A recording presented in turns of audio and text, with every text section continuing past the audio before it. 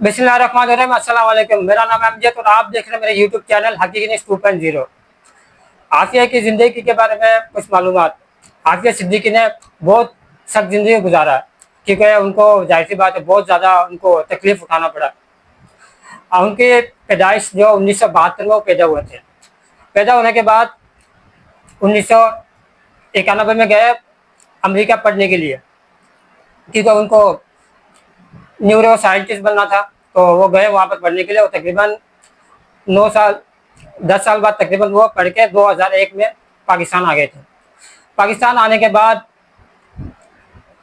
तो फिर तकरीबन 2 साल बाद आसिया सिद्दीक को पाकिस्तान से वो गायब हो गई। उसके बाद पता नहीं चला। उसके बाद काफ़ी साल बाद पता चला, बरतानिया में कुछ एक सहाफ़ी थी, उन्होंने इमरान खान को बताया था कि आसिया सिद्दीकी अमेरिका में या बरतानिया में। तो फिर इमरान खान ने पाकिस्तान में बहुत आवाज़ उठाई थी आफिया के बारे में कि आफिया यहाँ से गायब हुई और बरतानिया कैसे पहुँच गई।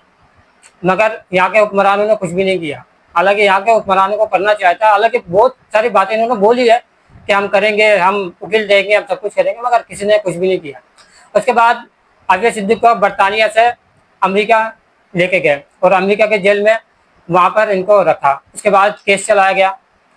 केस चला, काफ़ी साल केस चला। तो केस चलने के बाद तकरीबन उनको 2010 में इनको सज़ा सुनाई गई। 86 साल की इनको सज़ा सुनाई गई। वहाँ पर जूरी ने सज़ा सुनाया और जो वकील केस लड़ रहा था आसिया सिद्दीक के हिमायती में, आसिया सिद्दीकी ये बोल रहे थे कि नहीं, ये वकील सही नहीं है, ये वकील मेरे खिलाफ है। मगर फिर भी वहाँ का जो जूरी था उन्होंने वकील को चेंज नहीं करवाया। फिर इसकी वजह से जाहिर सी बात है आसिया सिद्दीक ने जो कहा वही हुआ, केस हार गई और उनको 86 साल की सज़ा हो गई। उसके बाद तकरीबन आज तक वो जेल में, तकरीबन कितना 23 साल हो चुका है आसिया सिद्दीकी जेल में। यहाँ तक कि कुछ साल पहले गई थी आसिया सिद्दीकी की बहन फौजिया सिद्दीकी मिलने के लिए। वो भी मिलने के लिए जब गई थी तो बाद में पता चला कि उनका जो हाल है बहुत बुरा हाल है। उनका सर भी फटा हुआ था, सही से बात नहीं कर पा रही थी, दांत भी टूटा हुआ था। मगर हमारे हुक्मरानों ने सिर्फ वोट पाने के लिए ये बहुत दफ़ा बोला है कि हम कुछ करेंगे। यहाँ तक कि मैंने एक इंटरव्यू में सुना था, रहमान मलिक ने भी ये बात कही थी कि हम कुछ करेंगे, मगर उन्होंने भी कुछ नहीं किया। आज वो बंदा भी दुनिया में नहीं है और उन्होंने कुछ किया भी नहीं। तो ऐसे हर हुक्मरान आए और उन्होंने बोला कि हम कुछ करेंगे, मगर किन्हें किया नहीं। पर मुशर्रफ के हुकूमत के दौरान आसिया सिद्दीक को यहाँ से 2003 में अमेरिका लेके गया। हालांकि परवेज़ मुशर्रफ को पता था, परवेज़ मुशर्रफ ने क्यों आसिया सिद्दीक को अमेरिका के हवाले किया नहीं पता। परवेज़ मुशर्रफ ने कुछ भी नहीं किया, क्यों नहीं किया नहीं पता। तो आसिया सिद्दीक को 2003 में यहाँ से लेके जाके अफगानिस्तान में लेके गया। अफगानिस्तान के जेल में रखा, बरगाम जेल में। और ये बात पता ये से चली कि जब वहाँ से एक मुसलमान शख्स पाकिस्तान आया तो उसने एक इंटरव्यू में ये बात बताया कि हम जब बरगाम जेल में थे तो हम एक लड़की की चीखने की आवाज़ सुन रहे थे, तो हमें पता चला कि वो आसिया सिद्दीकी थी, यानी उनके ऊपर तशद्दुद किया जा रहा था। तो वहाँ पर भी काफ़ी टाइम रखा। तो उसके बाद वहाँ से फिर आसिया सिद्दीक को वहाँ से बरतानिया लेके गया, बरतानिया से फिर अमेरिका लेके गया। मगर हमारे हुक्मरानों ने कभी भी कुछ नहीं किया। मगर आज तक ये बात पता नहीं चला कि आसिया सिद्दीकी को क्यों उठाया गया। हालांकि अमेरिका जो बात बताता है कि इसने पुलिस वालों के ऊपर गोली चलाई या फौज के ऊपर गोली चलाई, मगर ऐसा कोई भी सबूत नहीं मिला। हालांकि ऐसा कोई भी पुलिस वाला जख्मी नहीं हुआ उसमें, ना ही कोई फौज जख्मी हुआ, ऐसा कुछ भी नहीं हुआ, ना ही वो सबूत पेश कर सके। मगर जाहिर से हमारे वकील जो था बहुत कमज़ोर था, इस वजह से वो केस हार गई। इसकी वजह से वो जेल में।